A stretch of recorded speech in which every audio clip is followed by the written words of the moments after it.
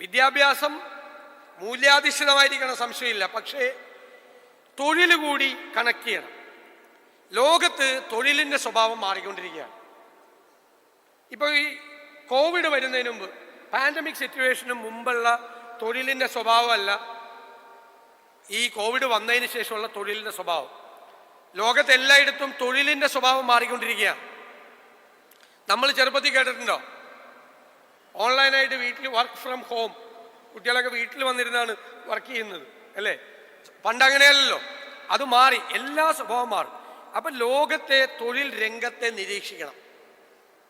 തൊഴിലിനുണ്ടാകുന്ന സ്വഭാവത്തിൻ്റെ മാറ്റത്തിനനുസരിച്ച് കറസ്പോണ്ടിങ് ആയിട്ടുള്ള കോഴ്സുകൾ ഉണ്ടാകും. ആ കോഴ്സ് ഇപ്പം ആർട്ടിഫിഷ്യൽ ഇൻ്റലിജൻസിൻ്റെ ഒരു കോഴ്സ് തുടങ്ങിയാൽ അടുത്ത 25 കൊല്ലത്തേക്ക് ആ കോഴ്സിൻ്റെ സിലബസ് തന്നെ കൊണ്ടുപോകാൻ പറ്റുമോ? എല്ലാ വർഷവും ചേഞ്ച് ചെയ്യണം, എല്ലാ വർഷവും അപ്ഡേറ്റ് ചെയ്യണം. ഇപ്പം പറഞ്ഞു ബ്രെയിൻ ഡ്രെയിനാണ്.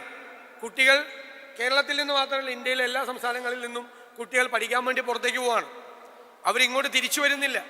നമ്മുടെ ഇക്കോണമിയെ ബാധിക്കുന്നു, നമ്മുടെ സോഷ്യൽ സിറ്റുവേഷനെ ബാധിക്കുന്നു.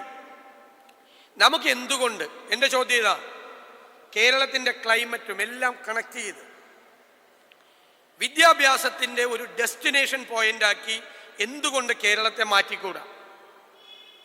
ഇവിടെ ഉള്ളവർക്ക് പഠിക്കണം, അതുപോലെ പുറത്തു നിന്നുള്ള സംസ്ഥാനങ്ങളിൽ നിന്നും രാജ്യങ്ങളിൽ നിന്ന് കൂടി കുട്ടികൾക്ക് വന്ന് പഠിക്കാൻ പറ്റാവുന്ന സെൻറ്റേഴ്സ് ഓഫ് എക്സലൻസസ് കേരളത്തിലുണ്ടാകണം.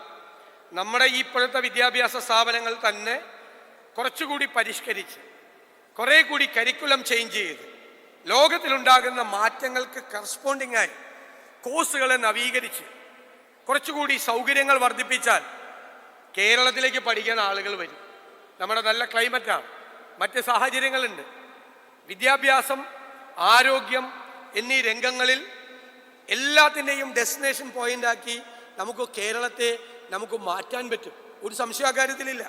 പക്ഷെ ഉന്നത വിദ്യാഭ്യാസ രംഗത്തും അടിസ്ഥാന വിദ്യാഭ്യാസ രംഗത്തും സമഗ്രമായ ചില മാറ്റങ്ങൾക്ക് നമ്മൾ വിധേയമാകണം.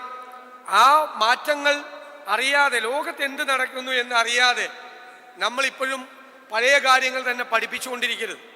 മാറ്റങ്ങൾ ഉണ്ടാകണം. കേരളത്തിലെ വിദ്യാഭ്യാസ രംഗത്ത്, ഉന്നത വിദ്യാഭ്യാസ രംഗത്തും ജനറൽ എഡ്യൂക്കേഷനിൽ വരുത്തേണ്ട സമഗ്രമായ മാറ്റം, ഞാൻ പറയുന്നു റാഡിക്കൽ ചേഞ്ച് ഉണ്ടാവണം, വലിയ മാറ്റം ഉണ്ടാകണം.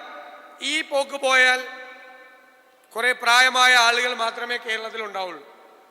ഓൾഡ് ഏജ് ഹോംസ് പണിത് ഇപ്പം തന്നെ ബിൽഡേഴ്സിൻ്റെയൊക്കെ സ്വഭാവം മാറി. ബിൽഡേഴ്സെല്ലാം ഇപ്പോൾ ഓൾഡ് ഏജ് ഹോം പണിത് തുടങ്ങി. 5 കൊല്ലം മുമ്പേ സ്റ്റാർട്ട് ചെയ്തു. കാരണം അടുത്ത 5 കൊല്ലം കഴിയുമ്പോൾ എല്ലാവരും ഓൾഡ് ഏജ് ഹോമിലേക്ക് പോകേണ്ട സ്ഥിതി കേരളത്തിൽ ഉണ്ടാകരുത്. കേരളത്തിൻ്റെ ഉന്നത വിദ്യാഭ്യാസ രംഗത്ത് വിസ്മയകരമായ മാറ്റങ്ങൾ ഉണ്ടാകണം. ഈ വിദ്യാഭ്യാസ